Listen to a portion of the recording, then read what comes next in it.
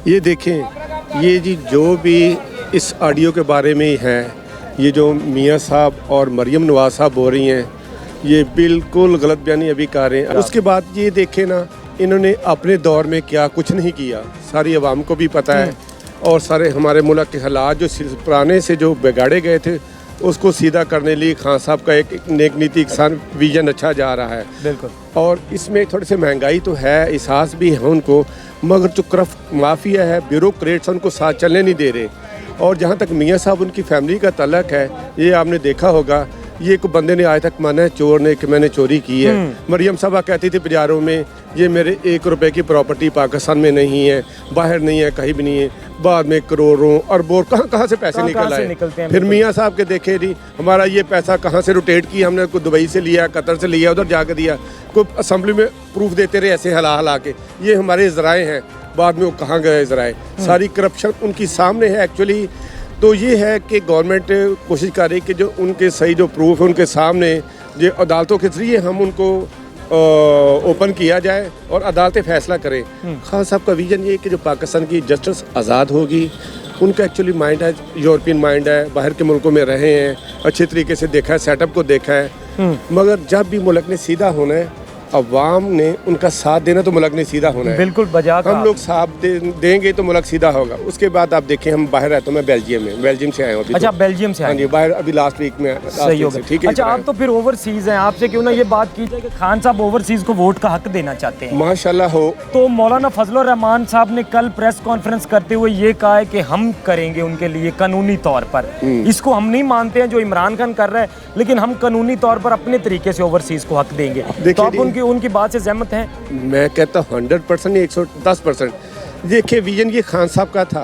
खान साहब बाहर के लेके आए वो मुल्कों में ना, और खान साहब का विजन था कि हम जो अवाम हमारे रीढ़ की हड्डी है, मैं हूँ तो लाखों रुपए हम बेचते हैं, करोड़ों रुपए पाकिस्तान में बेचते हैं। बिल्कुल। हम सरमायाकारी के लिए, अपने घरों के लिए, प्रॉपर्टी के लिए, चीज़ों के लिए, सारा हमारा पैसा इधर आता है, सारा कुछ इधर आए हमारा, और हमें वोट का हक ना दिया जाए। कितनी ज्यादती वाली ये बात है। तो हमारे जो ओवरसीज रहने वाले, उनका ये बहुत खुशी हुई उनके अपने जो मुल्क में रह रहे हैं कि उनको वोट का हक मिलेगा।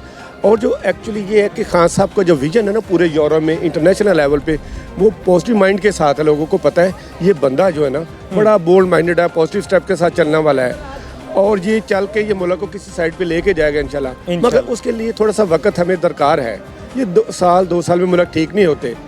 सही कहा आपने। हाँ जी, कि ये वक्त उनके लिए बड़ा कम था, और फिर जब कोरोना की सिचुएशन आ जाती है, हालात में एक आलमी तौर पर महंगाई होगी। क्योंकि आप तो बाहर से हैं, आप ये समझते हैं कि ये सिर्फ पाकिस्तान में नहीं, पूरी दुनिया में हो चुकी है महंगाई का आलम। उस कंट्री में ऐसे, वहाँ तो यहाँ पाकिस्तान के हिसाब से देखे तकरीबन 400 रुपए के करीब है डीजल 1 लीटर। ठीक है ना, बाहर पेट्रोल महंगा है, डीजल महंगा है, दूसरी महंगाई है।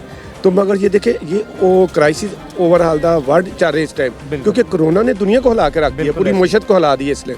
तो ऐसे से मुल्क कुछ स्टैंड ले रहे हैं। खान साहब की हुकूमत के आने के बाद ये जो मसला हुआ है ना, अल्लाह करे, उम्मीद हम करते हैं कि खान साहब इस मुल्क को ना एक सीधी सिमत में लेके जाएंगे। और एक्चुअली अवाम, हमारे गरीब अवाम अभी थोड़े से उनको परेशान है, मगर देखें थोड़ा सा अर्सा गुजरने दे। उम्मीद है अगले साल में जो खान साहब स्टेप ले रहे हैं मुल्क के लिए, बड़े परमानेंट सॉलिड बेसिस पे ले रहे हैं। हमारे मुल्क की बुनियादें मुस्तकम होंगी तो मुल्क एक अच्छी बेस पे खड़ा होगा। तो खान साहब ये चाहते हैं कि मुल्क बेस को अच्छा करके जाऊं, क्योंकि आने वाला वक्त सॉलिड बेस पे हमारी जो बुनियादें अच्छी होंगी तो मुल्क अच्छा करेगा। ठीक है ना। और वो खान साहब की ये बस ये नीयत है कि हम वो लोगों को ज़्यादा से ज़्यादा सहूलत दी जाए, मगर लोगों का साथ भी चाहिए। और ये थोड़ा सा जो हमारा कठिन वक्त गुजरा है, इंशाल्लाह उम्मीद है जल्दी इस वक्त से ना हम निकल के जाएंगे और तरक्की की तरफ आगे बढ़ेंगे तेजी से। चलें जी, इंशाल्लाह अल्लाह ताला करे पाकिस्तान के हालात बेहतर हो। अच्छा, इलेक्ट्रॉनिक वोटिंग मशीन की अगर बात की जाए, जी जी, गवर्नमेंट इलेक्ट्रॉनिक वोटिंग मशीन लाना चाह रही है, क्योंकि दुनिया भी आप देख रहे हैं कि बिल्कुल जा रही है टेक्नोलॉजी की तरफ, लेकिन अपोजिशन को इलेक्ट्रॉनिक वोटिंग मशीन से भी प्रॉब्लम है। एक्चुअली ये देखिए, हमारा बाहर सिस्टम ही वोटिंग इलेक्ट्रॉनिक पे ना, ABC, जिसको मशीन में हमने वोट डालना है ना, तो हमारा कार्ड देखेंगे, उसको बताएंगे ये कैंडिडेट आपने यस कर देना उसके ऊपर। ये पूरी दुनिया में सिस्टम चलता है। अगर ये कहते हैं ये सिस्टम को वो कैच कर लेगा, वो कर लेगा, फिर तो मुल्क में कुछ भी नहीं हो सकता। ठीक है ना। अगर पॉजिटिव माइंड के साथ अगर कोई काम हो रहा है, अच्छा हो रहा है, आप उसको चेक करें। वो खान साहब ने अपने लिए तो नहीं ना किया, बिल्कुल, वो मुल्क के लिए, अवाम ने वोट तो आपने देना है ना।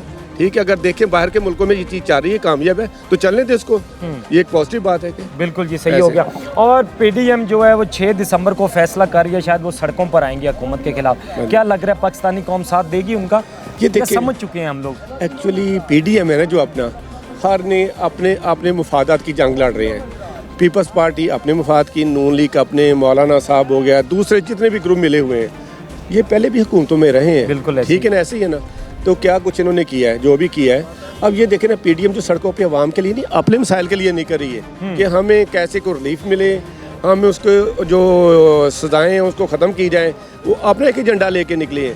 पहले ऐसे नहीं हुआ कि खान साहब ने आके मुल्क को कोशिश की अदालतें आज़ाद हों, उसके बाद जो अपने हमारे जो सिस्टम को आज़ादी देने के लिए खान साहब ने, और वो अपने एजेंडे पे निकलें ऐसे कि हम इनको थोड़ा सा डिस्टर्ब करें।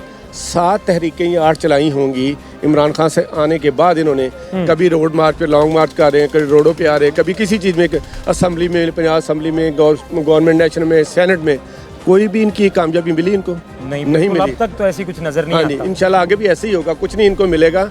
तो ये अपना रोना रो रहे कि हमें कहाँ से रिलीफ मिले, और हम कोशिश करें कि वो आके फिर अपने सिस्टम को दोबारा उसी तरह चलाएं और उनको मुल्क को लूट के फिर चले जाए बाहर। खान साहब ने मुल्क को लूटना नहीं है। खान साहब ने अपनी जेब से इंशाल्लाह जो भी है कि अपनी जेब से भी को डालना पड़ा तो उसको डालेंगे। उनके एग्जांपल मैं थोड़ी सी ये देता हूँ आपको। शौकत खानम की नमल यूनिवर्सिटी और कॉलेजेस ये बना रहे। खान साहब जब आए थे बाहर से, आपको पता होगा इनका जो प्रॉपर्टी का हिस्सा लीगल था इंग्लैंड में, कितने करोड़ों खरबों में था। खान साहब उसको ना लात मार के आ गए थे। वो जज देखने लगे कि ये खान साहब इतना पैसा ऑफिशियली लीगल में रहा है, ये बंदा क्या है, कह रहा मैं छोड़ के मुल्क में जा रहा हूँ अपना। तो क्या वो करप्शन करना चाहते तो अपना पैसा नहीं ले सकता था जेन्युइन? वो छोड़ के आगे वो मुल्क के लिए काम करना चाहते हैं खान साहब, ठीक है ना।